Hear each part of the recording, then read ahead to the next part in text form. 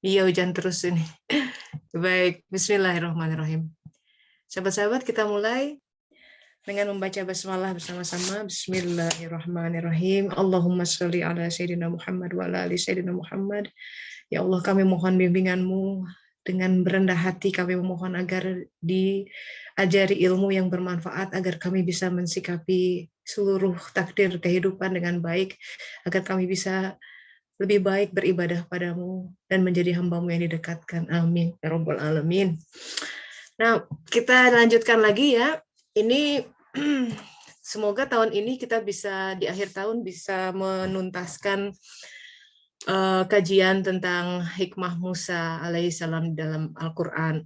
Sebagai seorang nabi yang namanya paling banyak disebut dalam Al-Quran, itu Allah sudah kasih hints tuh. Pelajari, pelajari, pelajari gitu ya. Karena harusnya ada sebuah paralel gitu ya, kita jangan sampai membaca kisah Musa seperti kita membaca dongeng zaman dulu yang tidak ada relevansinya dengan kita hari ini gitu. So what's the point gitu. Padahal Al-Quran adalah kitab yang harusnya bisa mengubah diri, mengubah kehidupan. Mukjizat Al-Quran yang dikatakan mukjizat terbesar Rasulullah SAW, harusnya kita buktikan bahwa dengan Al-Quran itu hidup kita menjadi lebih terang. Mungkin dia tidak bisa secara fisik mengubah batu menjadi emas gitu ya, tapi justru yang paling mahal dan paling susah dalam kehidupan itu mengubah hati orang. Ya, mengubah hati orang tuh it took a miracle, it takes a miracle, dan Al-Quran adalah syifa, suatu obat dari kegalauan hati kita, obat dari kegelisahan kita, obat dari ketakutan kita terhadap hal-hal yang bersifat ilah-ilah selain Allah. Sahabat-sahabat, kita lahir ke dunia ini membawa sebuah dahaga, sebuah rasa haus inner gitu ya, sebuah rasa yang inert di dalam diri kita. Setiap kita tanpa kecuali, disadari atau tidak, diakui atau tidak. Karena kita pernah testify gitu, kita bertemu dengan dia di alam alastu, surat Al-A'raf 172 ya. Pertemuan yang alastu bi rabbikum itu udahlah, that's our first love. And ever since we are longing for that love. Ketika kita lahir ke dunia, kita sebenarnya mencari objek cinta, sang cinta yang sejati. Hanya kemudian pencarian itu menjadi suatu petualangan panjang karena kita melompat dari objek-objek kecintaan yang satu ke yang lainnya. Di awal waktu kita mencintai orang tua, dan tentu sampai sekarang kita mencintai mereka, sampai suatu saat di mana kita harus menjadi entitas yang terpisah dari mereka. Bahwa kita lahir melalui mereka, iya, tapi kita bukan milik mereka. Kita pun begitu terhadap anak-anak kita. Mereka lahir melalui kita, but they are not us. Mereka bukan kita, mereka bukan milik kita. Mereka akan menjelang suatu hari, suatu masa di mana takdirnya akan sangat berbeda. Bahkan anak kembar siam yang lahir dari rahim yang sama pun two totally different faith gitu. Karena Rasulullah mengatakan jalan menuju Allah sebanyak nafs, sebanyak jiwa hamba-hambanya. Nah, kehausan itu kadang kita mencarinya di dalam suatu objek-objek selain dia. Kita mencarinya di pasangan, suatu cinta yang dalam, sampai suatu saat kita terpisah. Apakah itu oleh kematian, atau oleh suatu perceraian, atau apapun. Kemudian kita mencari kecintaan di dalam pekerjaan. Walaupun dibalut dengan kata-kata amal soleh, suatu karya besar. Siang malam kita luangkan waktu, curahkan tenaga, pikiran, semua untuk itu. Berdasarkan sebuah kecintaan yang dalam. Tapi akhirnya itu pun hilang. Pandemi yang kemarin kita rasakan, suatu icip-icip bahwa ketika kematian itu begitu dekat, kan manusia itu selalu punya waham ya, kalau mati itu nanti gitu ya. Padahal dekat itu. Kita tidak tahu. Jasad renik yang menyelusup yang Allah izinkan masuk ke dalam, bikin paru-paru kita tidak bisa bernafas dan nyawa kita melayang. Kemudian kita harus kemudian berhadapan dengan sebuah realita bahwa we are not in control for our life. Butuh apa lagi gitu. Kemarin kita sudah menyaksikan sebuah pagelaran besar di mana semua kapitalis pun bertekuk lutut, pesawat-pesawat tidak terbang, jalanan sepi ketika lockdown, bisnis gulung tikar. Mana lagi gitu, butuh ayat apa lagi. Tapi itulah ceritanya dari dulu juga. Ketika kita melihat kisah Fir'aun, kita sudah bahas ya, Nabi Musa membawa 9 mukjizat yang nyata, di mana ada wabah lebah, apa namanya, wabah, bukan lebah, apa sih namanya, belalang ya, katak, air sungai berubah menjadi darah, bukan warnanya berubah, jadi darah beneran itu. Kan Firaun udah mulai gemetar tuh di situ. Sudah kita bahas tentang ini. Di dalam hati kecilnya sebenarnya dia sudah mulai, ini jangan-jangan benar utusan Tuhan. Tapi kemudian egonya menghalangi dia dari beriman. Nah, hari ini kita akan lihat episode berikutnya tentang bagaimana Firaun berhadapan dengan Musa yang didampingi oleh Harun, dan bersama Firaun di situ ada keluarganya dan para ahli sihir. Di mana terjadi sebuah episode di mana terjadi ini pagelaran kekuatan gitu. Kita lihat ya suratnya di surat Asy-Syu'ara surat 26 ayat 45. Auzubillahi minasyaitonirrajim. Kemudian Musa melemparkan tongkatnya. Tiba-tiba tongkat yang sudah berubah menjadi ular, jadi begitu dilempar ke tanah dia berubah menjadi ular dan menelan segala yang mereka ada-adakan itu. Itu setelah para ahli sihir melempar tongkat mereka yang tiba-tiba berubah jadi ular. Tapi Musa udah dilatih duluan tuh waktu di Bukit Sinai bahwa ada tongkat bisa berubah jadi ular. Jadi ketika menghadapi ini sudah well trained beliau. Nah, di sini pun ada sebuah pesan ya, rasanya kalau Allah itu menghadapkan kita pada suatu ujian, kalau ditelisik ya, coba ditelisik lagi. We are already well trained, udah dilatih sebelumnya, udah dikasih persiapan. Karena Allah tidak menzalimi hambanya. Jadi tidak ada yang sifatnya tiba-tiba gitu ya. Begini, kalau ditelisik ke belakang, kita akan lihat, oh pantesan ya, aku begitu dulu tuh berarti itu persiapan menuju tahapan ini, aku menghadapi ini. Coba dilihat. Pasti ada. Coba dilihat, pasti ada. Kadang kita lalai dengan tanda-tanda itu. Sebelum menghadapi ujian besar dalam kehidupan, itu biasanya Allah sudah kasih penguatan kiri kanan, didatangkan anu, didatangkan B, C, D gitu ya, diubah sedemikian rupa kondisinya. Begitu ujian itu datang, kita nggak kolaps. Seharusnya seperti itu. Tapi kalau misalkan tidak sabar, tidak syukur, ya mau dikasih penguatan seperti apapun akan tetap nangis-nangis gitu ya, akan tetap menyalahkan Tuhan malah, nauzubillahi min dzalik. Ya, jadi peristiwa ini sebenarnya suatu pagelaran besar ketika Musa berhadapan dengan para ahli sihir. Tapi di situ dilihat di ayat berikutnya, tersungkurlah para penyihir itu dalam keadaan bersujud. Di sini Firaun egonya kena tuh. Maka kita skip ke ayat 49. Firaun kemudian menimpakan hukuman kepada para penyihir itu. Jadi di sini sebenarnya ada sebuah pesan bahwa Firaun itu sudah kalah telak. Semua kebenaran yang Musa sampaikan sudah solid, tidak tergoyahkan. Ular yang mau makan ular kecil itu adalah lambang dari ego. Egonya sudah ditelan gitu. Sebenarnya Firaun sudah mengimani Musa di saat itu. Di dalam Fusus Hikam Ibnu Arabi, kitabnya Rasulullah yang diberikan oleh Ibnu Arabi, dalam Fusus Hikam dikatakan Firaun sudah mulai goyah di situ. Dan tapi namanya ego itu kuat ya. Nah, ini musuh kita semua, ego. Udah tahu salah ya. Tapi suka pakai tapi ya, tapi kan gitu kan. Dia selalu mencari legitimasi, mencari argumen, tidak mau bertekuk lutut. Gitu.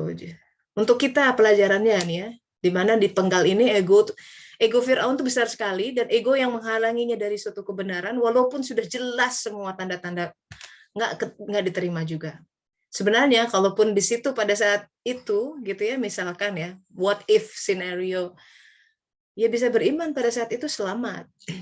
tidak akan sampai peristiwa besar. Tapi kan memang qadarullah, Allah punya rencana lain bahwa harus terjadi sebuah kisah epik pengejaran ya Bani Israel oleh Firaun dan kemudian nanti laut terbelah.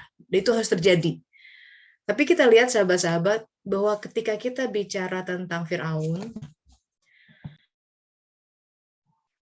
kita bicara tentang hawa nafsu yang itu merupakan hijab terbesar kita dalam kita mengenal Allah. Seperti Nabi Isa alaihissalam berkata, hijabmu yang paling besar, your greatest barrier, gitu, yang menghadapi Allah Ta'ala, menutupi kita dari ma'rifat kepadanya, menutupi kita dari sebuah kedekatan dengannya adalah hawa nafsu kita sendiri, di dalam diri. Apa-apa yang di luar itu pancingan, tapi justru di dalam diri, yang merupakan hijab berikutnya, yang sangat besar. Dan ego itu luar biasa tricky. Kita sudah belajar ya, makin kita belajar tentang ilmu, ya, makin belajar Al-Quran, dia paling jago mengambil suatu dalil untuk pembenaran dirinya. Kan ego yang membuat kita tidak mau menerima, seseorang tidak mau menerima kebenaran. Apalagi itu disampaikan oleh orang yang dia pandang itu lebih rendah dari dia. Firaun itu kan begitu, dia merasa dirinya lebih tinggi dari Musa. Melihat dia membawa kebenaran, egonya ini apa orang pakaiannya kumel dibandingkan dengan dia ya, nggak punya pengikut gitu. Pokoknya nggak banget deh gitu ya. Terus dia harus mengikuti orang semacam itu. Nah itu ego. Tapi kan dalam keseharian kita pun diuji dengan itu. Dalam fenomena yang berbeda-beda ya. Ego tuh kita merasa diri lebih tinggi dari orang lain. Kita merasa lebih senior. Kita merasa udah kerja di sana 20 tahun, tiba-tiba ada anak baru kemarin datang terus dipromosikan. Ego kita kan berbicara. Itu menutupi kita dari melihat fakta bahwa misalkan memang dia ada suatu hal yang positif. Ada hal yang lebih baik dari kita gitu. Ego tuh paling nggak mau tuh dikatakan dia lebih baik dari kita.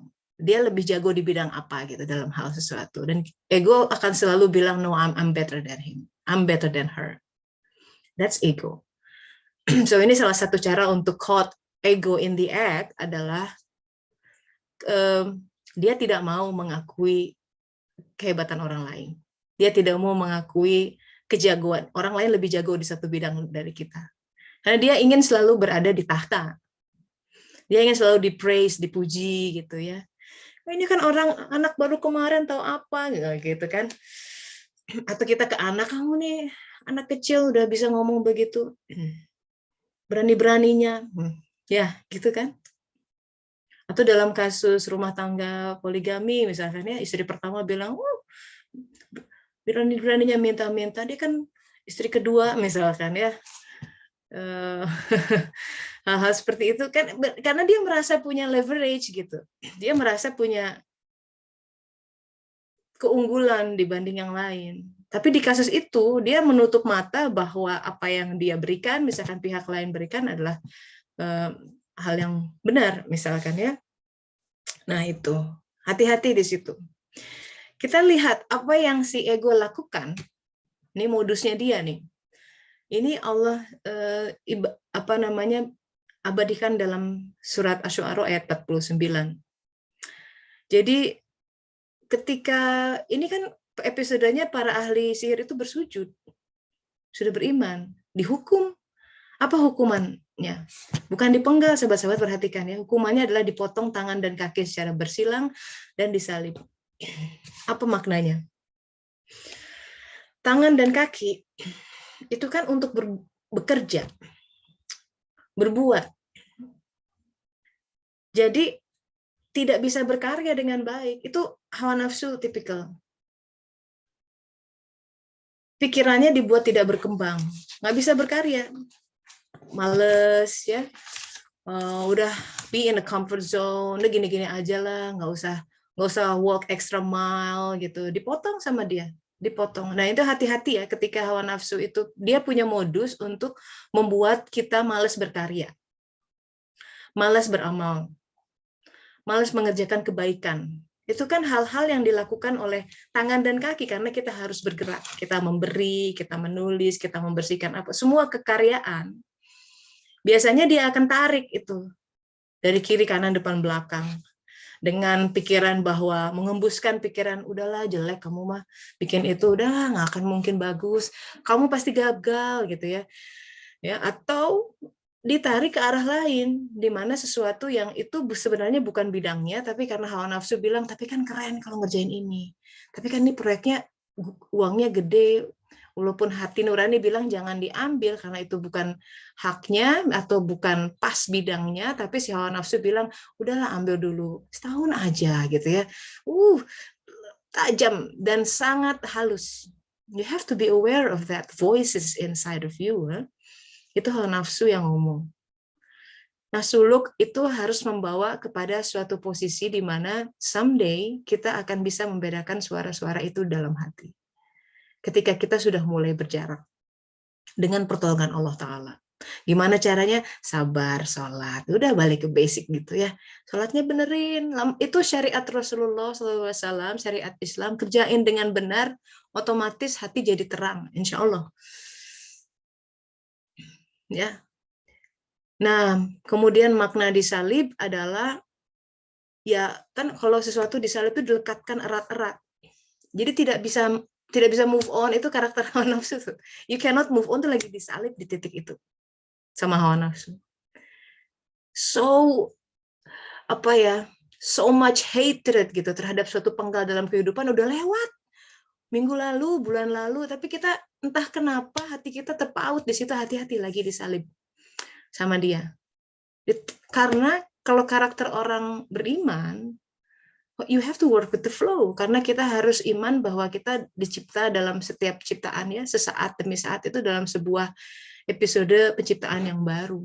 Seperti halnya Rasulullah yang memaafkan orang yang ngebully dia tuh, dipanggil ya Muhammad gitu ya, panggil berulang kali, but every time dia datang, every time, walaupun dia begitu datang diketawain, siapa yang manggil gitu, semuanya begitu. Ya ini udah ada yang raise hand, nanti ya kita habiskan dulu ininya pembahasannya. Terus yaitu, jadi hati-hati ya, di sini karakter hawa nafsu itu menyalip kita pada suatu hal sehingga kita nggak move on, sehingga kita nggak fleksibel, kita tuh tidak mengalir dalam kehidupan. Itu salah satunya. Nah, apa yang terjadi kemudian setelah episode ini? Sebenarnya ya, kalau boleh dianalisa, ini kan kemarahan Firaun sudah tinggi nih, sudah di sini gitu. Bisa aja tuh dia menjatuhkan titah. Tangkap semua, termasuk Musa, Bani Israel. Tenggal semua. Ini orang yang bapaknya pernah membunuh semua anak kecil ya. This ruthless, he can do that gitu. Dia bisa saja begitu. Tapi kemudian seolah-olah dia membiarkan suatu episode di mana Bani Israel bisa keluar dari negeri Mesir. Karena setelah ini kan episodenya Nabi Musa membawa Bani Israel keluar dari negeri Mesir. Dikisahkan oleh para ahli tafsir bahwa kok bisa ya Bani Israel, kan jumlahnya banyak tuh. Kan kalau orang yang keluarnya 10-20 sih ya nggak akan terpantau, ini berbondong-bondong, kok bisa dibiarkan keluar. Konon katanya dulu itu Bani Israel meminta izin kepada Firaun, ingin mengadakan suatu perayaan apalah agama mereka, tapi harus pilgrimage, something like that. And somehow itu diizinkan. Padahal ini di tengah-tengah konflik seperti ini diizinkan. Di dalam Al-Quran dikatakan keluarlah pada malam hari. Itu juga sebuah simbol gitu ya. Kalau ingin lepas dari hawa nafsu, mesti menghidupkan malam. Karena ada rahasia di malam hari itu. Ada kekuatan yang tidak didapat dari siang hari yang sibuk gitu dengan banyak hal. Banyak tahajud, bangun di malam hari, zikir, kontemplasi, itu akan melemahkan si hawa nafsu. So, kita tahu ketika sebenarnya Firaun di sini setelah melihat segala bukti yang dibawa oleh Nabi Musa, sebenarnya hatinya mulai kecil dan sudah beriman. seperti kita ketahui, tapi kemudian Bani Israel memang takdirnya bisa keluar dari negeri Mesir. Dan memang harus begitu. Kenapa? Ini luar biasa ya, penggambaran Al-Quran. Musa membawa Bani Israel keluar negeri Mesir, si Fir'aun akan ngikutin, mengejar. Secara historik begitu ya. Betul, secara historik begitu. Fir'aun keluar dari negeri Mesir mengejar. Tapi secara hakikat, bahwa hawa nafsu memang harus keluar dari bumi Mesir, itu bumi jasadnya. Harus bisa keluar dari situ, keluar dari pengaruhnya dalam arti. Nggak terpengaruh lagi oleh dunia dan bumi diri, dan mengikuti si jiwa. Karena jiwa pada akhirnya harus jadi imam. Begitu. Dan yang terjadi adalah, kita lihat yang menarik, tadi kita bicara di surat Asy-Syu'ara ya, penggal tentang ini, dialog ini. Tapi yang menarik, ini hebatnya Al-Quran. Someday, kalau ada orang yang bisa memetakan, kenapa kok lompat-lompat gitu kisah Nabi-Nabi itu? Kenapa nggak dibuat seperti di Bible, misalkan satu berurut? It will be, secara matematik tuh ada metasphere gitu. Satu disimpan di surat 26, satu disimpan di surat 10. Dia akan membentuk sebuah tatanan yang dalam, kompleks, dan mengagumkan. Jadi tidak linier. Makanya belajar Al-Quran tidak bisa linier. Karena apa? Karena hidup itu tidak linier, sahabat-sahabat. Ya kan? Hidup tuh nggak gitu-gitu aja. So many dimension. Terlalu banyak dimensi dalam kehidupan yang kerap membuat otak kita ya pecah gitu, kepala kita untuk menghadapi, kok bisa gini, kenapa begini, kenapa begitu. Karena kalau kita terbiasa berpikir linear, tidak melihat dimensi lain, ya akan selalu terseret oleh takdir kehidupan. Maka dalam surat Al-Baqarah dikatakan beriman pada yang gaib. Itu bicara tentang dimensi lain. Kalau kita bicara di dua dimensi, itu hanya ada panjang dan lebar. Orang dua dimensi nggak akan bisa lihat volume. Gitu. Itu gaib buat dia. Ya kan? Tapi begitu 3 dimensi ada volume. Itu kegaiban, itu adalah sesuatu hal yang berkah sebenarnya. Dan iman, makanya taking the leap of faith, dia bilang, iman pada yang gaib. Iman itu membawa kita bisa melompat kepada suatu hal kegaiban. Maka kita butuh iman dalam hidup. Kalau tidak ada iman, pecah sudah kepala kita, gila sudah kita. Kalau sudah tergerus oleh fenomena, dan kita tidak pernah paham bagaimana sebenarnya kenapa begini gitu ya. Kan pertanyaan klasik adalah, kalau Tuhan Maha Pengasih, kenapa ada pembantaian di muka bumi ini, itu kan? Itu karena kita bicara dari 2 dimensi ke 3 dimensi nggak akan kelihatan. Kita butuh iman untuk bisa membaca apa yang ada di balik itu. Apa yang ada di balik sebuah kegagalan, di balik sebuah perceraian, di balik sebuah perselingkuhan, di balik sebuah sakit gitu ya, episode dibuat sakit, dan lain sebagainya. Because if we dwell on that, kita hanya terpapar, ya hanya terkungkung dalam dimensi itu, maka maknanya tidak akan pernah kita raih, dan kita akan berada dalam neraka dunia kita sendiri. Karena semua itu butuh memaknai, terutama memaknai kesakitan hidupnya. Dengannya dia menjadi lebih sabar, lebih kuat, bisa menerima. Oh, ini maksudnya, saya terima. Gitu. Ya. Nah, kita lihat episode Fir'aun ditenggelamkan, Allah simpan di dalam surat Yunus. Kita lihat surat Yunus ayat 90. Auzubillahiminasyaitonirrajim. Kami jadikan Bani Israel bisa melintasi laut itu. Ya, kami jadikan. Jadi Allah memang punya rencana. Gimana aja caranya? Ya kan nggak masuk akal, ribuan berondongan gitu keluar dari Mesir. Ya, udah kenal lah, intelnya pasti udah tahu gitu ya. Ini ada apa keluar? Harusnya udah curiga nih, kabur apa gimana ya kan? Tapi pakai alasan mau upacara apa tuh dibuat ngangguk-ngangguk aja gitu. Aneh. Itu ya, kalau Allah punya rencana, ini ya, sesuatu ayat buat kita. Kalau Allah jadikan kita sesuatu, bagi kita sesuatu, bakal jadi. Sebaliknya, kalau Allah tidak punya rencana itu, mau ngoyo apapun nggak akan kejadian. Itu mirip ketika salah seorang bertanya pada Rasulullah, minta didoain di Rasulullah, tolong dong doain aku agar jadi nikah sama si A. Oh, lagi ngebet sama si itu kan. Kata Rasulullah, ya kalau engkau tidak dituliskan di Lauh Mahfuz menikah dengan dia, nggak akan bisa. Jadi nabi-nabi, para wali Rasulullah itu berdoa bukan melihat, oh iya memang boleh berdoa seperti itu. Kalau tidak mau dia berdoa melanggar atau tidak sesuai dengan apa yang Allah takdirkan, tuliskan. Makin terang hati kita, makin kita dekat sama Allah, makin kita bisa merasa apa yang dia tuliskan. Jadi kita makin sinkron gitu. Nggak setiap saat, ya Allah yang mana, udah langsung tahu, oh Allah pengennya ke sini, Allah pengennya ke situ gitu. Itu nikmat seperti itu ya, semoga, amin. Nah, jadi memang kami jadikan Bani Israel bisa melintasi laut itu. Ini kan, wah ceritanya panjang tuh di situ ya, ada bagaimana ada Yusha di situ kan yang mendampingi Musa berkata. Jadi Musa itu disuruh ke suatu titik tapi harus menyeberangi laut. Dan dia tidak tahu katanya bahwa lautnya akan dibelah. Jadi pada saat itu pokoknya jalan katanya. Tapi ini laut ya Musa, jalan kan. Terus jalan. Jadi air sudah basah-basahannya dulu selutut, sepaha, sedada. Terus Yusa bilang begini, kita jalan terus, kita bingung ini mau apa, mau berenang apa gimana gitu. Ini laut, ya bukan kolam, dalam gitu. Orang bisa mati di situ. Terus kata Musa, jalan. Pada satu titik di mana itu gemetar, sementara di belakang sudah ada bala tentara Firaun yang dikatakan jumlahnya, ada yang bilang 600.000, ada yang bilang 1.600.000, macam-macam. Ini bicara tentang sebuah masif gitu, pengajaran yang masif. Tiba-tiba laut dibelah. Sampai kita akan lihat episode ini nanti di alam sana ya. Di saat semua episode kehidupan diperlihatkan kepada umat manusia semuanya tuh. Termasuk cerita-cerita kita dipampang semua.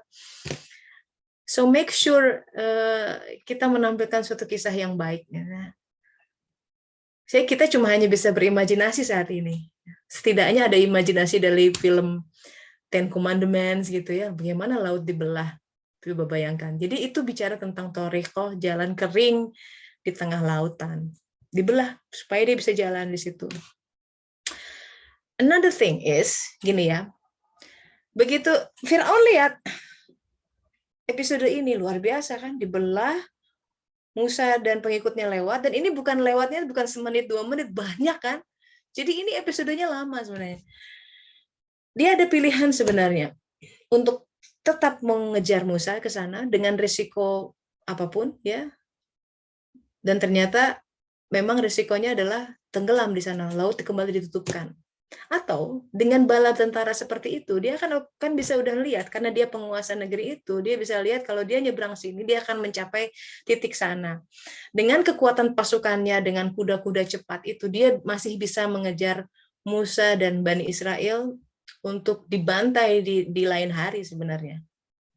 Muter tapi jalannya. Tapi memang Allah tidak menghendaki itu, yang dikehendaki adalah Firaun mengikuti Musa. Lalu Firaun dan bala tentaranya mengikuti mereka. Tuh. Itu salah satu kehendak Allah. Firaun dan bala tentaranya. Niatnya menganiaya dan menindas. Tapi kemudian lautan ditutup. And this is the thing. Ini yang penting. Ketika hampir sakaratul maut, dia berkata, mengucapkan kalimat tauhid. Aku percaya bahwa tidak ada Tuhan selain yang telah dipercaya oleh Bani Israel. Jadi dia mempercayai Tuhannya Bani Israel.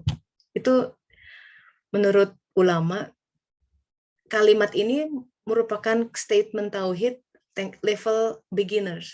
Karena bukan aku percaya pada Tuhannya Musa, tapi Tuhan umatnya. Itu sudah sebuah statement tertentu di situ. Tapi perhatikan sekali lagi bahwa Firaun, Allah preserve ya, abadikan pernyataan tauhidnya di sini. Jadi kalau misalkan secara logika itu tidak masuk akal, memang seorang raja mau mengambil risiko memasuki laut terbuka yang terlihat sangat seram, membentang bukit seperti jurang tinggi itu. Sebenarnya ya kalau mau Suruh aja pasukannya atau jenderalnya ngejar, dia tetap tinggal di ujung lain. Nah, ada rahasia lain yang diungkap oleh kitab Fusus Hikam. Dalam Fusus Hikam dikatakan, ketika Fir'aun melihat Bani Israel selamat, ia ingin masuk menyeberang, walaupun situasinya menyeramkan. Karena dia mengandalkan satu keimanan kecil agar dia juga diselamatkan.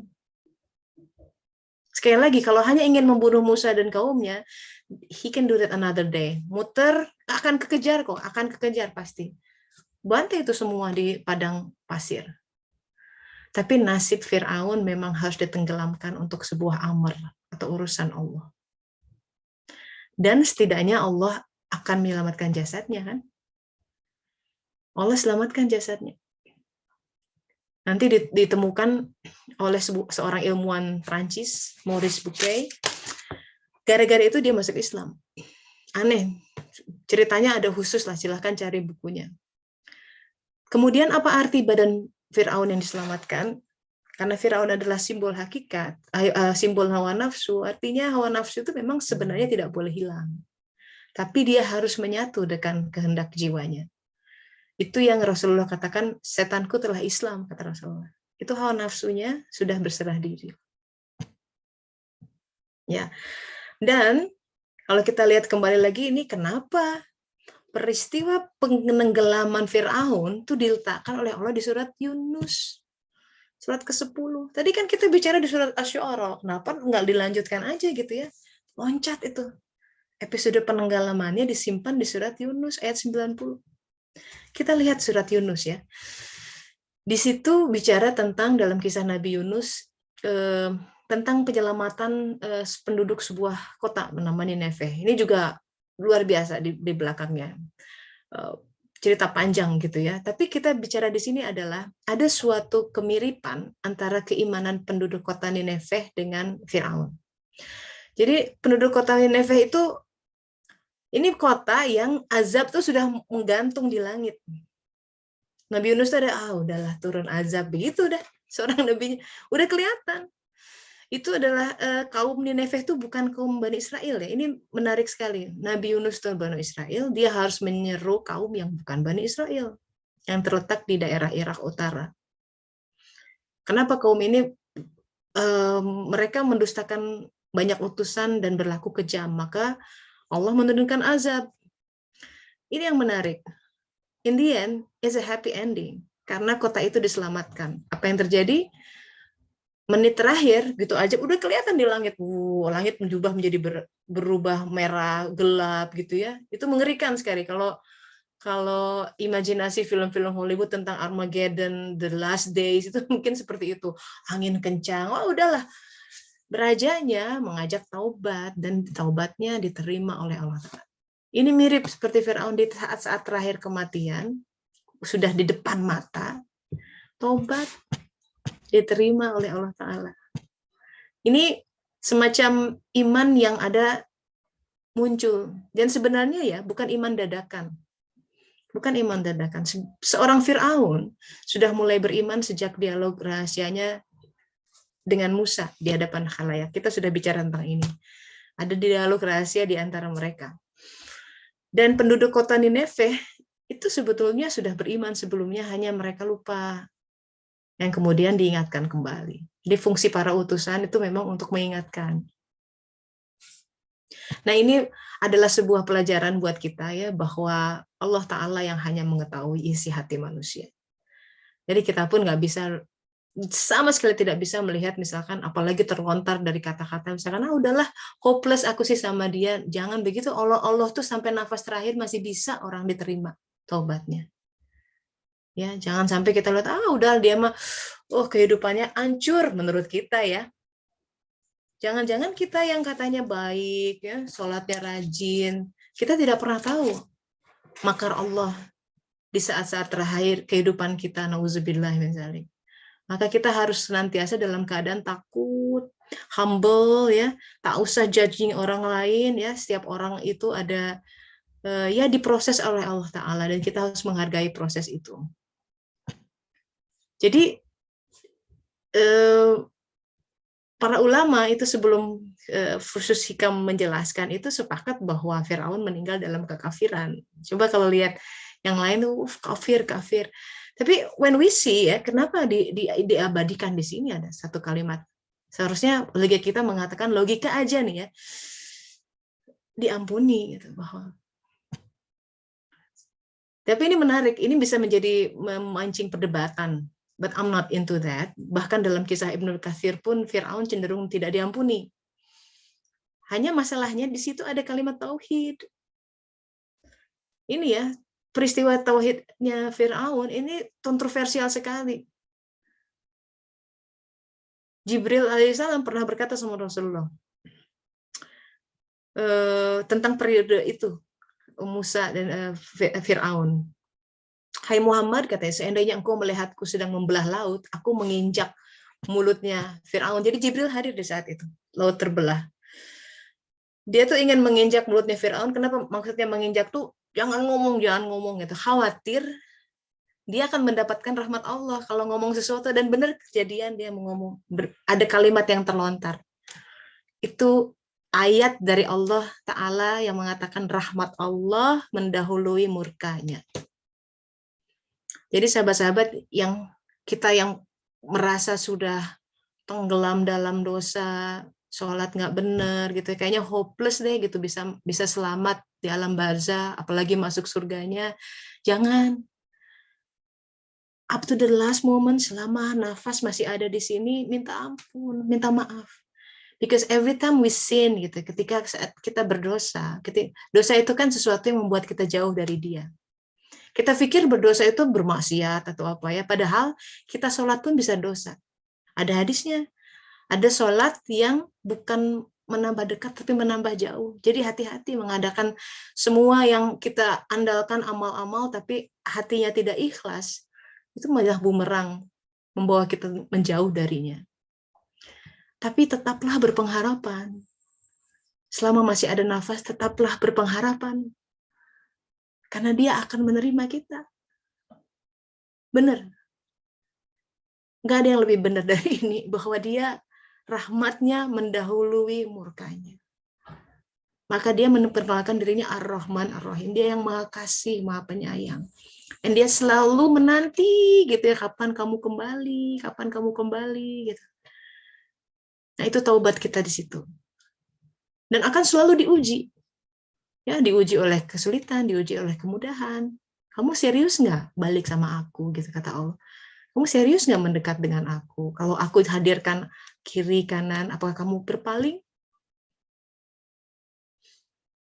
Ya, so ini adalah episode menggemparkan, mencengangkan, di mana dalam sejarah Jibril bahkan berkata, aku tidak pernah membenci seorang pun dengan kebencian yang sangat, melainkan sama Firaun. Karena apa? Karena dia mengatakan, aku Tuhanmu yang paling tinggi. Itu benci banget tuh alam sana. Ini ada orang ngaku-ngaku.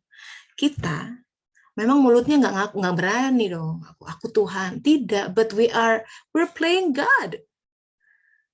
Kita merasa kita Tuhan. Kita bilang we're control. We are in charge. Ini kan gue gitu. Tuhan dilewat. Mengambil keputusan-keputusan penting, apa istikharah, apa kemudian berkata, ya Allah, yang mana yang baik. Kita berserah diri, apakah begitu? Enggak, kita langsung hawa nafsu kita leading. Nauzubillah min dzalik. Kita mungkin tidak pernah berkata dengan lantang, aku Tuhan. Nggak berani kan? Pelajaran yang kita terima dari, wah, Firaun is a bad person. But no, secara tidak sadar, Firaun dalam diri kita makin tumbuh. Ego besar sekali. Nauzubillah min dzalik. Ya, jadi Allah menerima taubat seseorang yang terucap dari seseorang. Terlepas itu benar apa tidak, karena pernah ada peristiwa dalam sejarah ketika dalam peperangan ya, Usamah bin Zaid gitu ya, membunuh seseorang.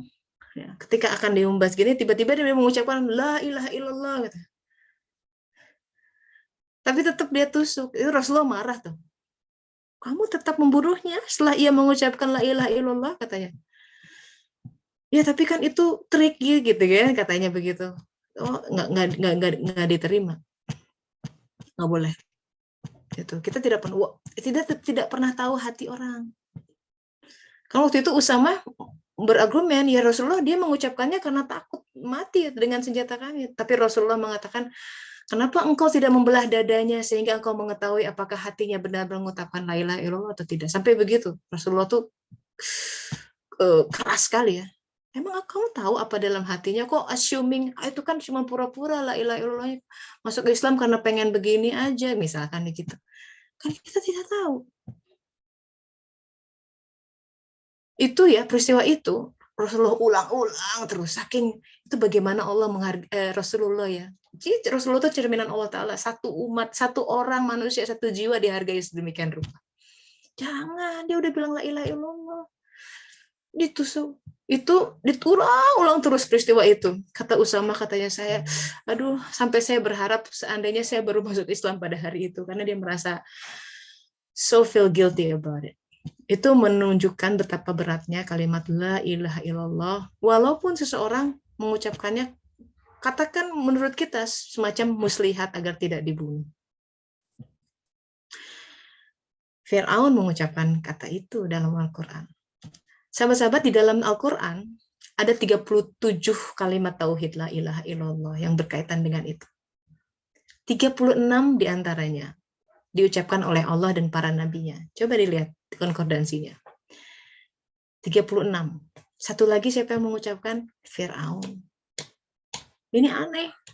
Kenapa seorang musuh Allah kemudian Allah izinkan mengucap la ilaha illallah. Dan hari pada saat Fir'aun ditenggelamkan itu adalah 10 Muharram. Itu kan Rasulullah, itu hari Asyura. Jadi waktu itu kan Rasulullah mengetahui Bani Israel ada yang berpuasa pada saat itu, dan kata Rasulullah, sungguhnya kami lebih berhak puasa dibanding mereka, gitu kan. Nah itu. Jadi sekali lagi saat Allah membelah laut dan Fir'aun beriman, itu bukan dengan iman dadakan. Secara amaliyahnya Fir'aun memang harus bergerak mengikuti Musa. Dan kiranya kisah ini harus menjadi sebuah pelajaran buat kita ya, bahwa ini bukan sekedar kisah sejarah, bahwa episode kita berada di tengah laut, bahwa laut itu bisa terbelah untuk diri kita sendiri. Gitu. Mungkin tidak secara epik beneran sebuah samudera yang terbuka.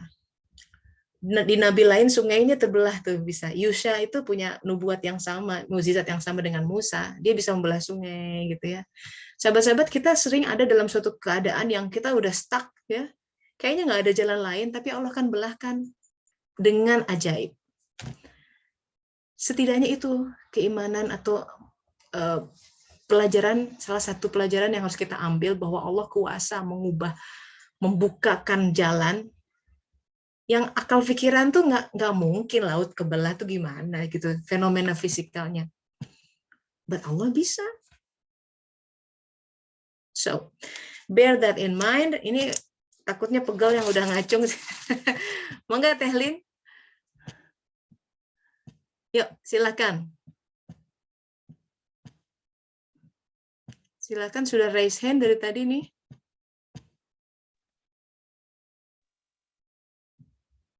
Ya. Assalamualaikum Teh Tessa. Waalaikumsalam warahmatullahi wabarakatuh. Ya, silakan Teh. Seperti biasa topiknya benar-benar ini ya, kena banget tentang ego gitu. Nah, saya alhamdulillah seminggu ini udah 1 minggu saya diperjalankan untuk bekerja di luar dugaan sama sekali. Wah, kerja di mana? Di restoran cepat saji. Oh, oke. Sibuk atuh ya? Jadi bikin sushi ceritanya nih. Nah, ini sama sekali di luar dugaan saya. Kenapa saya dikembalikan lagi ke suatu aktivitas yang berkaitan dengan Jepang. Dulu waktu saya kecil, di usia saya 5 tahun, orang tua saya memberikan saya aktivitas itu les bahasa Jepang. Sampai saya itu dianggap bukan anak, dianggap anaknya sensei karena tiap hari saya ngikut sensei, sampai tidur di rumahnya sensei gitu, dan sampai bahasa Indonesia saya itu bisa dibilang kurang banget gitu. Waktunya masuk SD, saya nggak bisa pakai bahasa Indonesia, sepertinya bahasa Jepang waktu itu, waktu masuk kelas SD, sampai di rapot itu kosong. Interesting. Of all the language, bahasa Jepang ya? Biasanya kan orang bahasa Inggris gitu, ini bahasa Jepang dan ada gurunya bahasa gitu. Jepang gitu. Nah, terus? Sampai kan belajar lagi. Nah, akhirnya karena sensei menikah pindah pulau, jadi dan saya pun melanjutkan sekolah, hilang tuh perlahan-lahan, jadi hanya beberapa kata dan ingatan-ingatan samar-samar saja yang ada di kepala saya gitu. Nah, bertemu dengan suami yang ternyata dia ini banget sama Jepang gitu.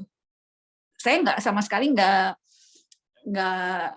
captive ya ke situ. Nah, sekarang ternyata Allah memperjalankan saya lagi bekerja di restoran cepat menyajikan sushi Jepang gitu. Dan ada orang Jepangnya beneran. Nah, ini interestingnya. Saya ditempatkan itu, pemilik restoran ini orang Korea. Chef masaknya itu orang Vietnam. Kolega saya bekerja itu orang Filipina dan saya orang Indonesia. Sama sekali nggak ada kaitannya dengan Jepang. Tapi produksi yang dihasilkan itu Jepang semuanya. Di kota mana nih, Teh? Hanya 15 menit dari rumah, Teh, masih di Cambrai. Dekat dari, oke. Iya, masih 15 menit dari rumah.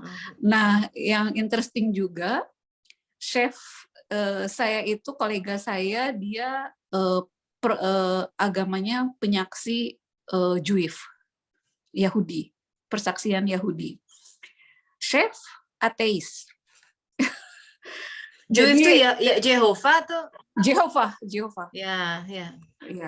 Jadi, tapi saya melihat ternyata kita itu diberikan keringanan, makan siang itu bisa makan produksi yang ada gitu, yang kita hasilkan. Gitu. Jadi keduanya ini pada saat makan siang mereka bilang, "Kamu Muslim?" "Iya, saya Muslim." Besok jangan ini, kita bikin ini aja, kita bikin salmon aja, dimasak gini biar dia bisa makan gitu.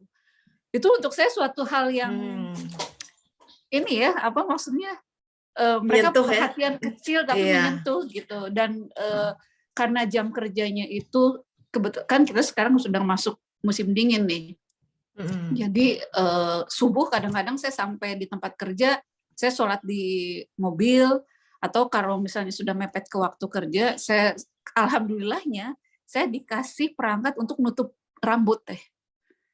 Jadi ya bisa sambil berdiri gitu ya. Saya bilang sama chef sama ini, "Chef minta waktu ya 5 menit 10 menit saya mau meditasi." "Oh iya silahkan," gitu. Ke keluarga juga alhamdulillah maksudnya dimudahkan dalam hal itu.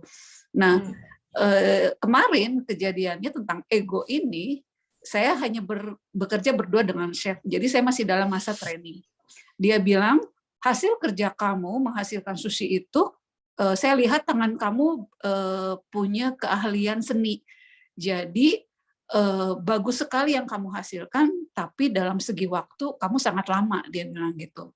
Jadi satu sushi itu saya bikin dalam waktu 5-6 menit. Dia bilang, "Kamu kelamaan.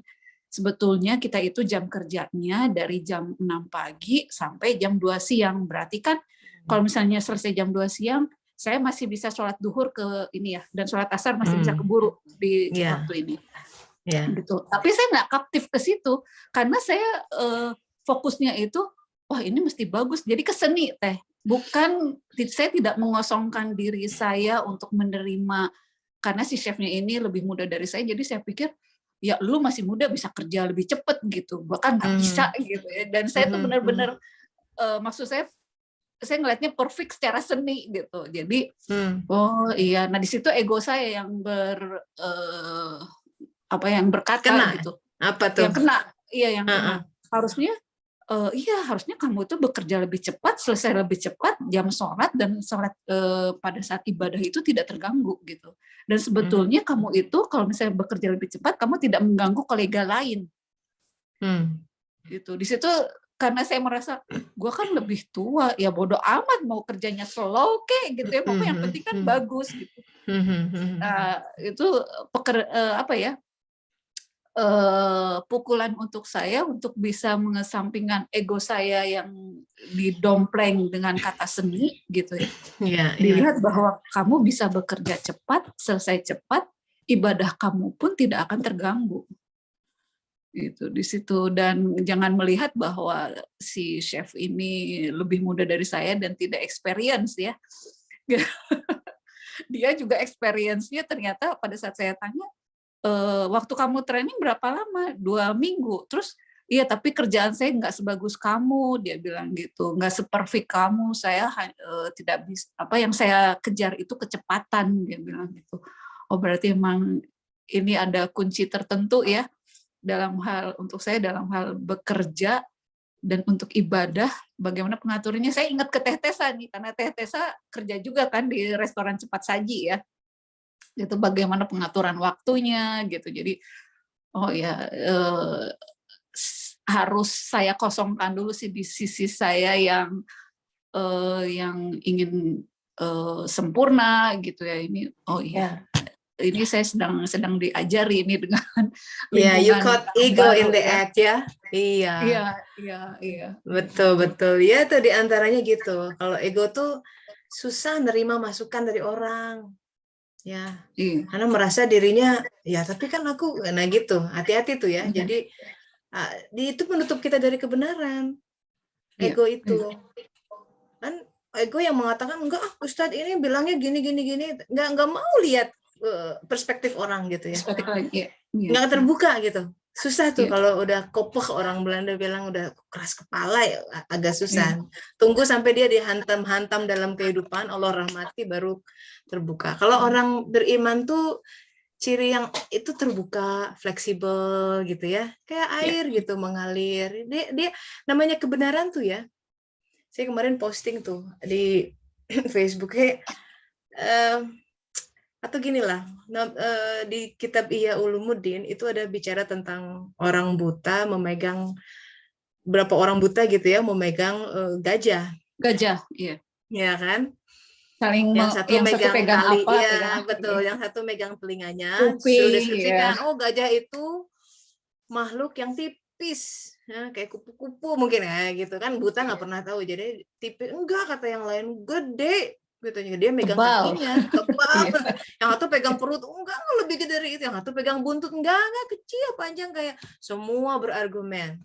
And then orang bijak yang bisa melihat bilang kamu semua benar, yang satu megang telinganya, satu megang, nah kayak gitu ya. Dalam hidup tuh kita kebenaran yang disebut dengan kebenaran yang kita suka, ini adalah kebenaran, itu besar sekali karena al-haq tuh besar gitu ya. Jadi kita nggak bisa klaim kebenaran di satu sisi dan kemudian menegasikan di sisi lain. Itu sama seperti kita yang nggak belajar banyak karena dia khazanahnya besar gitu. Nah itu semoga menikmati episode barunya. Kita lihat ya apa yang Allah sajikan di situ. Betul, pasti betul, banyak akan banyak question pelajaran. mark juga nih di puasa. Salah satunya ini memang mungkin ini jalan Allah untuk saya belajar menghilangkan rasa malas saya gitu. Ini tantangan bener. Iya. Malas kenapa? Malas bangun. Karena jam 6 berarti jam 5 mesti bangun ya. Alhamdulillah justru ini memacu saya bisa bangun lebih pagi subuh lagi. Subuh tepat waktu. Jadi bahkan bisa kejar sholat malam. Alhamdulillah. Bisa ya, semua tadarus, ya bisa itu gitu maksudnya. Padahal tadinya ya Allah malas banget, itu malesnya ya Allah. Itu jadi salah satu cara Allah mengkondisikan kehidupan ya. Ikuti dengan bismillah gitu ya. Bagaimana setiap tahapan bismillah ya. Nikmati semuanya, semoga bisa menjadi penerang di sana gitu ya. Dakwah bilhal itu dengan pribadinya, dengan kesantunannya, dengan semangat dan etos kerjanya gitu. Kita membawa dan membela agama Rasulullah di sana. Agama Ya, Rasulullah, dengan betul. caranya sendiri, dengan membuat sushi Insya yang Allah, baik. iya. Insya Ayo, Allah, hatur betul. nuhun Teh Tessa. Mangga, Terima mangga kasih Teh. semuanya. Assalamualaikum. Sama-sama. Waalaikumsalam warahmatullahi wabarakatuh. Mbak Andika sudah angkat tangan, silakan. Ya, biasa. Assalamualaikum warahmatullahi wabarakatuh. Waalaikumsalam warahmatullahi wabarakatuh. Silakan, Mbak. Teh Tessa, bicara mengenai hawa nafsu ini, Teh. Kadang bingung dengan keinginan hawa nafsu. Saat ini kan saya berniat untuk fast look ya, salaka, menempuh kembali jalan menuju kepada Allah. Nah, tahap awalnya itu dengan melakukan pertaubatan, banyakin kedekatan dengan Allah. Nah, saya usahakan melalui meningkatkan ibadah rutin, Teh. Nah, saat ini kan masuk musim dingin, Teh. Jadi keinginan hawa nafsu untuk makan itu besar sekali, Teh. Enaknya gorengan dengan cabai-cabean, habis khusus makan bakso, habis itu makan, pokoknya banyak sekali makan. Alhasil karena banyak makan, banyak minum, jadinya saat mau ibadah itu kan kalau mau baca Quran harus wudhu lagi, sedangkan kita banyak minum ke toilet, ataupun karena banyak makan cabai-cabean jadi sering buang angin. Jadi pengaruh makanan minum itu besar, membuat ibadah itu jadi kecil, Teh. Lalu karena itu saya memilih untuk berpuasa. Nah, itu lebih teredam gitu. Tapi nggak mungkin puasa terus, Teh, full 1 bulan kayak gitu kan nggak mungkin. Maka itu pun kalau puasa pas bukanya sekian banyak makanan masuk juga, Teh. Nah, ini bagaimana ya, Teh? Apa kurang iman, atau iman ini kan supaya beriman diperoleh dengan ilmu, apa kurang ilmu? Maka ilmu apa yang harus dipelajari, Teh, agar bisa berakal gitu, maksudnya bisa pikir mana yang harus diutamakan, bisa meredam hawa nafsu, sehingga ya itu, Teh, yang mau ditanyakan. Terima kasih. Iya, terima kasih, Mbak. Jadi memang pertama yang harus difahami it's a journey. Ya, yang namanya perjalanan itu ada proses, nggak ada instan. Tapi justru ada banyak hikmah ketika waktu itu dibentangkan, so you know every details gitu. Karena bagi Allah yang kun fayakun bisa aja bikin seorang Mbak Andika ceng langsung 1 hari bertemu diri gitu sekalian gitu ya. Tapi kan banyak peristiwa, banyak naik turun dalam kehidupan, di situ ada pengenalan sama Allah yang hilang. Padahal intinya dari kita dia ingin memperkenalkan dirinya di semua aspek, di semua ufuk, di setiap kehidupan kita. So my tips adalah just enjoy the road, ya. Don't be too hard on yourself, ya. Nikmati setiap prosesnya. Kalau lagi pengen makan, makan aja. Dalam arti ya jangan paksakan gitu. Karena agama itu mudah, jangan dipersulit. Gitu. Jangan sampai patah. Ini because this is a long term. Ya, maraton gitu. Ini bukan sprint. Jangan ketika semangat gitu ya, wah larinya kencang, baru sebulan 2 bulan collapse. Jangan sampai seperti itu gitu ya. Jadi so take it easy, ya, take it easy. Kita harus mengalir ya dengan zikir subhanallah, subhanallah, alirkan aku ya. Jangan, memang ini one of the pitfalls ya dalam ketika kita mau bertaubat, bersuluk, itu ada panggilan yang kangen gitu sama Allah ya. Pengennya tuh sholat terus, pengennya ngaji terus, pengennya ngaji terus gitu. Di sisi lain anak minta mama, suami minta ini, rumah tangga harus kerja, and we feel overwhelmed kadang-kadang. Sometimes it happen. It's very very common pitfalls gitu. Hal yang terjadi ketika orang mau bersuluk, bingung bagaimana ini. Satu sisi jiwanya demikian melonjak, ingin beribadah, satu sisi, nah kita yang harus frame adalah yang namanya ibadah, tidak hanya sekedar dalam ibadah ritual pribadi. Mengurus anak itu ibadah, bikinin kopi buat suami itu ibadah, seorang suami bekerja mencari nafkah itu ibadah, ya, menerjang kemacetan itu ibadah. Artinya apa? Dikembalikan kepada keikhlasan kita. Lihat semua yang datang sebagai sesuatu yang dari Allah Ta'ala. Termasuk pertanyaan Dela, nih gimana nih aku tuh susah kalau nyari makanan yang bukan halal kok rasanya. Ya kalau ketemu daging halal and it's easy, go ahead. Tapi kita dalam kondisi yang berbeda dengan, jangankan di Eropa, kadang di Indonesia juga halal-halal beneran apa enggak, nanti ayamnya tiren dan lain sebagainya. Jadi kita senantiasa dalam kondisi yang tidak tahu sebenarnya. But kerjakan apa yang mudah gitu. Rasulullah tuh ada kalau makan beliau tidak pernah ngambil yang wow yang jauh, selalu yang ada di itu yang menenteramkan sebenarnya. Yang adanya ini, ya Allah, aku terbatas seperti ini. Kekurangannya, kita merasa tidak optimal melakukannya. Katakan itu sama Allah, ungkapkan itu dalam munajat kita, di dalam sholat, dalam sujud kita. Biasakan senantiasa dialog sama Allah Ta'ala tentang ini, tentang semua, tentang keresahan hati kita. Ya Allah, aku tuh sebenarnya pengen makanan ini, tapi ngomong sama dia. Karena hanya dia yang bisa membuka sebuah solusi yang tak terduga gitu. Tak ada ustadz manapun yang bisa melakukan itu. Bicara sama dia, curahkan semua keberatan hati kita dan lain sebagainya, nanti dia akan membukakan jalan yang terbaik. Udah ngomong saja itu sudah hati itu tenang karena illa bizikrillah tatmainnul qulub. Itu ada nyambung gitu saja sama Allah Ta'ala sudah. And know ya, kita tuh tidak bisa mengandalkan amal-amal kita sama sekali. Mau apa tekor wes sudah. Jadi amal itu kita lakukan semua itu dengan baik tentu saja ya, kita beribadah dan lain sebagainya demi sebuah hajat supaya Allah melirik kita, memandang kita, tersenyum kepada kita dan terus dirawat gitu on a daily basis setiap saat. Gitu ya. Jadi jangan berkecil hati karena dia tuh Maha Pemaaf, Maha Pengampun, paling ngertiin kita gitu loh. Tapi yang kita sering kurang adalah kurang dialog sama dia, kurang curhat sama dia. Ajak dia bicara seperti kita curhat gitu sama pasangan misalkan ya. Tapi this is more intense karena dia bisa mengerti hati kita, yang hal yang terdalam yang orang lain tidak bisa lihat, bahkan pasangan kita nggak ngerti. Bahkan diri kita sendiri kadang-kadang tidak mengerti.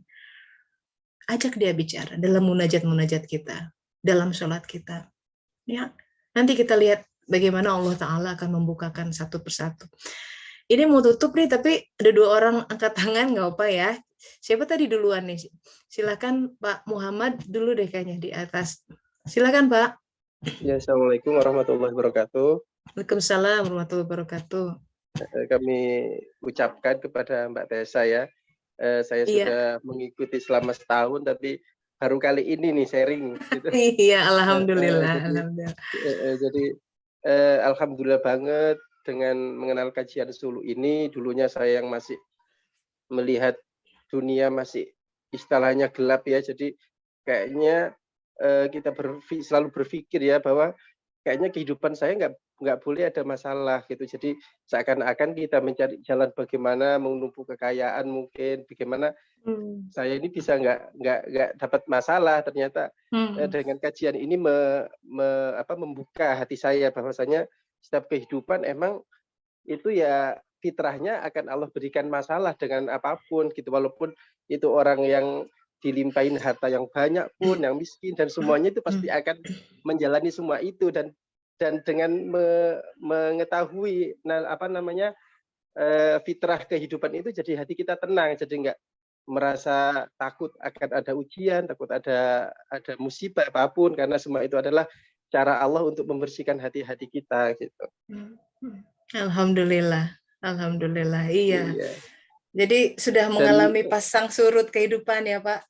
Iya betul, jadi sekarang lebih tenang ya. Kalau dulu kita kan hidup rasanya kita menumbuhkan hawa nafsu kita gitu, seakan-akan apa yang nggak kita dapatkan, dunia kayaknya sudah runtuh gitu ya.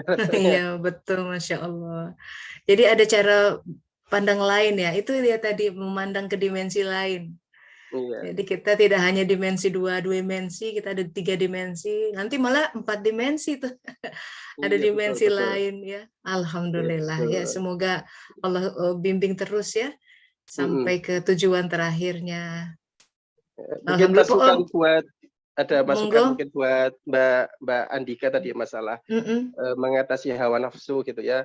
Yang saya praktekkan selama ini ya emang salah satu jalan yang paling ampuh emang dengan puasa ya, dengan menahan setiap apa yang kita inginkan, itu salah satu cara untuk menundukkan hawa nafsu kita. Apalagi lapar itu salah satu sesuatu yang tidak disukai oleh hawa nafsu, karena ketika kita kenyang itu hawa nafsu kita semakin kuat gitu. Jadi Ya. gimana hawa nafsu kita semakin nggak terlalu kuat, ya caranya banyak-banyak berpuasa atau sedikit makan, sedikit minum, itu salah satu menundukkan atau menjadikan hawa nafsu kita ini nggak terlalu tinggi gitu. Mungkin itu saran saya aja gitu, yang selama ini saya rasakan. Emang dengan puasa kayak hati lebih tenang, terus dengan keinginan-keinginan itu terasa keinginan materi berkurang gitu. Jadi seakan-akan cinta kita kepada dunia itu sudah berkurang. Jadi di situ ketika hati kita nggak banyak menginginkan dunia, itu lebih tenang. Jadi selalu ingin sama Allah gitu kan. Membantu orang pun bisa dengan ringan, nggak berat. Itu selama ini kalau kita mengikuti hawa nafsu kan kayaknya seakan-akan dunia pengen kita ambil semua gitu ya. Orang lain tidak boleh. Ternyata dengan banyak berpuasa, dengan tidak terlalu melekat dengan dunia, hati kita akan mudah untuk berbagi kepada orang lain. Mungkin itu pelajaran yang dapat saya berikan mungkin buat teman-teman semua. Iya, alhamdulillah ya. Jadi memang begitu, tiap orang punya episodenya masing-masing. Kalau syahwatnya lagi besar, disapihlah dia ya. Yang namanya disapih, kayak anak baru disapih pasti nangis-nangis. Kita juga aduh lapar gitu ya. Tapi tambah ilmunya gitu ya. Jadi dengan misalkan ada penguatan, kalau lapar itu sebenarnya sedang semua radikal bebas misalkan dibersihkan, itu ya, ada penelitian tentang puasa itu bisa memperkuat. Jadi sehat batin juga sehat lahirnya gitu. Bismillah ya. Semoga. Makasih Pak Khalid, Pak Hafid ya, Pak Muhammad Iya, Hafid makasih ada di mana sama posisinya Pak? di Bekasi. Oh ya, alhamdulillah ya. Terima kasih Pak sudah Sama-sama. join ya. Silakan Mukti di sini, silakan. Ya, halo. Silakan Mbak. Waalaikumsalam warahmatullahi wabarakatuh. Ya tadi saya sempat dengerin yang pertama ya, terus kemudian hilang koneksi. Jadi relate banget sama keadaan saya saat ini gitu ya. Jadi ini kan udah second married saya gitu ya. Tapi yang kedua ini pun ternyata saya harus fail gitu.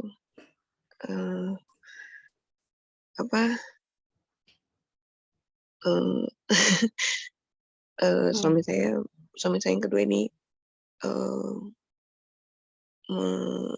meminta untuk kita untuk berpisah gitu, untuk bercerai.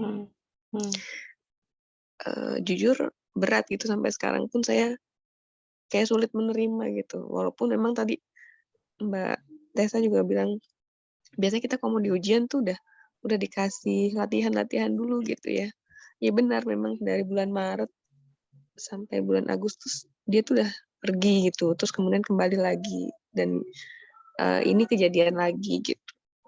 Yang saya sebenarnya gini ya, dari kemarin tuh sudah ada ayat-ayat yang menghampiri gitu tentang penguatan, ada Allah, tawakal, tapi tetap aja gitu. Ada saatnya saya kuat gitu ya. Kayak semalam ketika dia memutuskan untuk berpisah gitu, saya nggak nangis, saya nggak bersedih gitu ya. Ya sudah, kalau emang itu mau kamu gitu. Tapi di pagi harinya ketika saya ketemu dia, ngelihat dia gitu, itu mata saya sembab dan nangis lagi sampai saat ini nih. Jadi saya 2 hari nggak masuk kerja. Cuman buat ya bukan meratapi ya, tapi kayaknya saya nggak bisa gitu, nggak nangis gitu. Seperti itu gitu. Kalau ditanya apa yang nggak bisa lepas sama suami ya, karena walaupun kita baru mau masuk ke tahun ketiga gitu ya, banyak yang jadi malah kelihatan baik-baiknya dia gitu loh, daripada kurang-kurangnya dia gitu saat sekarang ini di memori saya gitu. Kemudian stigma masyarakat gitu ya. Dan satu hal yang sampai sekarang saya nggak pernah tahu gitu, yang sampai sekarang saya mau cari tahu gitu, apa yang Allah inginkan sama saya. Nggak tahu. Mau apa sama saya.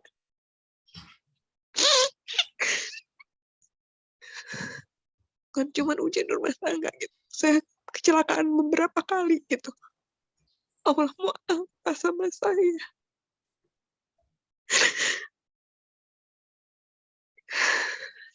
Maaf ya Teh. It's okay, it's okay. Take your time. Saya ikut terapi Sulu. Saya sudah ikut kajiannya gitu. Sometimes saya kuat, tapi sometimes saya down lagi. Mungkin saya belum sempurna menerima ayat-ayat Allah gitu. Saya bingung, saya coba introspeksi atau apa gitu. Dan alasan suami saya menceraikan saya tuh buat saya sepele banget. Kebetulan saya bekerja, udah saya mengurus rumah tangga juga, sehingga saya di Jakarta, saya bangun jam 3 untuk masak, nyiapin semuanya, kemudian pulang maghrib. Which is ketika dia pulang sampai rumah, kadang-kadang ngeliat saya nggak senyum, ngeliat saya udah lelah, ngeliat saya tinggal di mawat, ngeliat saya ngantuk gitu. Cuman hal-hal kayak gitu yang, atau ngeliat ketidakstabilan saya ketika saya mau mens, yang tiba-tiba saya lagi bad mood atau bete, kayak gitu yang dia jadikan alasan menceraikan saya gitu. Demi Allah saya tidak melakukan kesyirikan, saya tidak melakukan selingkuhan, saya tidak melakukan dosa besar gitu. Saya sampai ya itu apa yang Allah mau sama saya itu aja. Yeah. I'm so sorry for you. It's must have been hard. Dan ya butuh waktu untuk mencerna ini semua buat seorang Mbak Mukti. Semoga Allah berikan jalan yang lapang gitu ya untuk kedua belah pihak. Barangkali kan dalam perceraian itu tidak semudah itu. Ada talak 1, talak 2. Pengadilan agama juga tidak akan jadi perceraian itu sahabat-sahabat ya. Dalam Al-Qur'an, walaupun dalam hadis dikatakan bahwa itu adalah sesuatu boleh tapi Allah tidak sukai, tapi dalam Al-Qur'an tidak ada satupun yang mengatakan perceraian itu sesuatu yang buruk. Karena pada kenyataannya bahkan memang kita kadang nggak cocok satu sama lain. Kalau dilihat dalam surat Al-Baqarah, perceraian itu dikaitkan dengan bil ma'ruf wal ihsan. Perceraian yang baik itu harus dengan ma'ruf, dengan ihsan, setelah itu baik-baik ya, bukan malah benci satu sama lain. Tapi kita tidak bicara tentang perceraian hari ini ya. We're talking about your well-being, Mbak Mukti. Your question of apa sih sebenarnya yang kau inginkan? Kenapa aku dibuat begini takdirnya? And that question is the $1 million question. Pertanyaan yang harus selalu ditanyakan sebenarnya di dalam semua sujud kita, terlepas kita sedang dalam masalah atau tidak. Kalau Mbak Mukti lihat di chat, semua sahabat-sahabat memberi sebuah penguatan ya. So, Masya Allah, silakan kita doakan buat Mbak Mukti supaya kuat menjalani takdir ini. Tadi dalam testimoni Mbak Mukti juga bahwa, oh iya Allah tuh nggak tiba-tiba, udah ada gejala-gejalanya. Ketika ini datang, ingat bahwa Allah berfirman, aku beserta hati hamba-hambaku yang remuk. So you never be alone. Ada satu masa di mana kita memang dibuat tidak betah di dunia ini. And that's supposed to be like that. Harusnya kita nggak merasa comfortable di sini. Why? Because we're not belong here. Kita bukan dari sini. This world is an alien land. Kita tuh berasal dari alam lain. Kebetulan sedang bertugas di sini, dikasih jasad ini for a temporary. Hanya masa waktu tertentu sampai dia dicabut ruhnya dan kita kembali ke alam itu. Kadang kehidupan kita dijungkir balikan sedemikian rupa. Seperti hal ini. Kadang dia demikian sayang sama seseorang sampai diputus semua hal yang kecintaannya. Satu hal, Mbak Mukti, jangan hilangkan harapan kepada dia. Jangan simpan sebuah kebencian, sebuah keburukan, prasangka. Kita boleh kehilangan apapun dalam dunia ini, tapi jangan kehilangan harapan. Kalau sudah kehilangan harapan, mendingan nggak punya apapun deh. Dan dia adalah zat yang paling dekat sama kita, yang paling ngertiin kita, yang selalu bersama kita, even though we don't realize that, yang ngurusin kita, bahkan kita tidak paham gitu ya, dia ngurusin setiap sel, pergerakan tiroid ya. Itu teman saya tiroidnya dibikin bermasalah, wah hancur, susah untuk hidup. Satu kelenjar, bayangkan jantung, baru raga ya, belum jiwanya, belum saudarnya.